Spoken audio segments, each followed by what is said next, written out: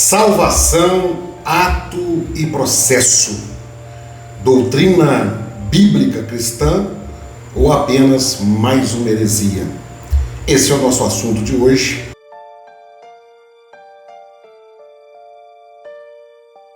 A santificação em nós é uma ação do Espírito Santo, é um sinal de salvação em nós. Aquele que é um salvo em Cristo, ele vai estar santificando a vida por uma operação do Espírito Santo. No ato, o chamado vem de cima. No processo, vem de cima a santificação.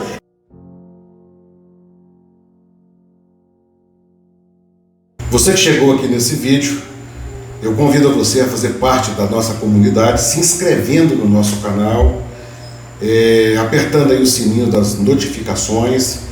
E se você assistindo esse vídeo entender que ele falou com você, que ele está dentro daquilo que você quer para a sua vida espiritual, você compartilha com alguém que você ama, para que essa mensagem possa alcançar mais pessoas a cada dia mais. Todos sabem que têm acompanhado o meu canal, que nós estamos em uma luta contra seitas e heresias. E nosso canal é Evangelho Sem Máscaras, sem medo de falar a verdade. É a volta ao cristianismo puro e simples. E é um desafio muito grande falar a verdade, porque a verdade, ela incomoda. Como um dia nos incomodou, também incomoda. E esse assunto é um assunto extremamente importante. E eu chamo a atenção sua para estar muito atento a esta mensagem, porque alguns assuntos bíblicos não têm muita relevância. Se Jesus vai voltar antes da tribulação ou depois, se eu fui eleito ou apenas Deus sabe da presciência, isso não muda a minha salvação. Mas há assuntos que podem interferir diretamente na salvação do homem. E este é um desses assuntos. Soteria, que é o assunto da salvação, é o assunto mais sério da Bíblia. Queridos, a discussão ela é grande. Podemos dizer que ela remonta aos primórdios da igreja. Podemos citar aqui Santo Agostinho, o Agostinho de Hipona, e Tomás de Aquino, que tinha visões aí bem antagônicas. Podemos citar Lutero, vendo a doutrina da Igreja Romana, ele precisava de discorrer sobre o assunto. Um dos grande embate hoje que acontece muitas das vezes está ligado a Calvino e Armínio, São chamados calvinistas e arminianos, que estão sempre aí numa guerra por causa do assunto. Mas nós temos que voltar lá na palavra de Deus, lá atrás. E eu vou fazer menção aqui de Paulo, porque Paulo, ele é conhecido como o apóstolo da graça, é ele que nos ensina o que é salvação pela graça. E eu cito aqui uma passagem que estava acontecendo na igreja primitiva. Nós tínhamos ali dois grupos de pessoas que estavam se convertendo a Cristo. Nós temos os judeus que estavam se convertendo à igreja, inclusive a primeira caminhada da igreja, os irmãos eram conhecidos como sendo uma seita derivada do judaísmo, ou uma seita judaica. Assim era conhecida pelos pagãos, pelos povos que não caminhavam com Cristo. E existia também, que estavam se convertendo ao Senhor, a chamada igreja gentílica, os gentios que estavam se convertendo ao Senhor. E houve ali um fato inusitado, que Pedro, o apóstolo Pedro, como sempre muito polêmico, quando ele estava sentado com os irmãos do judaísmo, que tinham se convertido ao judaísmo, Pedro tinha uma postura diferente de quando ele estava sentado junto com os irmãos gentílicos. Por quê? O judaísmo, os irmãos que se converteram ao cristianismo, eles queriam trazer para dentro da igreja o judaísmo. As práticas, a circuncisão, o não pode comer isso, não pode comer aquilo, e todas as práticas que o judaísmo praticava na lei, os judeus que estavam se convertendo queriam trazer para dentro da igreja. E Pedro, como que sem uma postura, sem uma determinação doutrinária, ele aceitava, quando ele estava apenas com irmãos que eram judeus, que tinham se convertido do judaísmo, ele se comportava de forma que não, nós tem que circuncidar assim, tem que circuncidar, tem que guardar o sábado, tem que comer carne de porco, e assim sucessivamente. Quando ele sentava com os gentios, ele dizia, não, a lei é coisa do passado, o judaísmo é coisa do passado, a nossa salvação agora é pela graça em Cristo, mais ou menos assim. Paulo então teve que chegar, e a Bíblia fala que Paulo repreendeu a Pedro de uma forma dura, porque isso estava errado. Estava errado de todas as formas. Estava errado dele ter uma postura duvidosa, dúbia, de dupla conduta, e estava errado porque estava trazendo o judaísmo para dentro da igreja. Paulo então doutrina a igreja que a salvação, o mérito da salvação não vem do homem. Carta aos Efésios, capítulo 2, no versículo 8, ali nós temos um texto muito claro, mas são vários textos que poderiam nos ensinar acerca dessa doutrina. A salvação do homem, o mérito dela vem de Deus, não vem do homem. É interessante aqui um ponto, que todas as religiões do mundo, não sou estudioso das religiões, mas nós conhecemos o básico para entender que todas as religiões do mundo, elas exigem sacrifício do homem. O Deus das religiões sempre exigiu e exige o sacrifício do homem para alcançar a salvação, a elevação espiritual, seja o que for. O Deus cristão, que nós cremos que é o único Deus verdadeiro, ele é o único Deus que ele não exigiu o sacrifício do homem, ele deu o sacrifício, que foi seu Filho, louvado seja Deus. No Velho Testamento havia a figura de um Deus exigindo sacrifícios, que era o cordeiro, que era o bode, que era a pomba, mas quando Jesus vem, ele mostra, ele revela ao homem o seu plano glorioso, maravilhoso de salvação, quando ele nos dá Jesus. O plano da salvação não é de baixo para cima, é de cima para baixo. Isso é muito simples de entender. O véu do templo, quando se rasgou para dar direito ao homem à presença de Deus, rasga de cima para baixo. Jesus veio da eternidade, e a Bíblia fala assim, ninguém subirá ao céu a não ser aquele que veio. Justamente por quê? Porque Cristo veio da eternidade, ele alcança o homem com a sua salvação, para que o homem possa voltar à presença de Deus. Salvação não é de baixo para cima em nada. Presta bem atenção nisso aqui, para nós entendermos. E isso tem todo o fundamento. Qual homem, aí eu faço uma pergunta ao amado que ouve, a minha irmã, meu irmão, qual homem que poderá chegar no céu e dizer, Deus, Cristo, eu estou aqui porque eu mereço? Porque não tem, porque todo o mérito da salvação é de Cristo. Se eu não entender isso, meus irmãos, fica difícil. Nós vamos explicar isso aqui claramente. Vamos falar um pouquinho agora da mensagem salvação, ato e processo. Estou aqui dando esse nome porque é a maneira que eu aprendi quando eu estava na seita, mas outras igrejas, outras seitas, outras religiões estão ensinando com nomes diferentes, mas o mesmo caminho desta doutrina, que não é uma doutrina bíblica. Já vou adiantar para você, a mensagem, salvação, ato e processo, ela não é uma doutrina bíblica, ela é uma invenção de homem, ela é uma heresia, e eu vou explicar claramente aqui. Vamos lá. Primeiramente, eu sei que alguém vai entrar no meu canal e vai dizer assim, mas você está negando o que você pregou? Sim, estou negando o que eu preguei. Eu preguei essa mensagem muitas vezes, até o dia que os meus olhos começaram a se abrir. Eu vou explicar quando foi. Ah, mas você está negando o que você pregou? Estou negando o que eu preguei. Lógico. Paulo pregou sobre o judaísmo até a sua conversão. Depois ele negou o judaísmo e passou a pregar o cristianismo. Uai, quer ver outro? Lutero. Lutero era um monge do catolicismo romano. Ele pregava a doutrina do catolicismo romano. Até o dia que ele foi aberto e falou, olha, está errado. Não tem como adquirir salvação por comprar indulgências. Ele mudou a sua mensagem e foi pregar outra mensagem. O que tem de mais eu mudar a minha mensagem? Meus olhos foram abertos. Eu estou deixando aquelas mensagens que foram passadas para mim como revelação de Deus e voltando para a palavra de Deus. Estou errado? Não. Eu estou voltando aos primórdios da palavra. Por que essa mensagem é uma heresia? Vamos lá. Ela se divide em dois momentos. Ato é o momento que Deus chama o homem. Tá certo? É explicado nessa mensagem que a salvação é pela graça, que o homem não tem participação na salvação, que é uma eleição de Deus ali. Pronto, certíssimo. O problema é que ela se divide em dois momentos, ato e processo. E é no processo que a heresia entra. O que é ensinado nesta mensagem?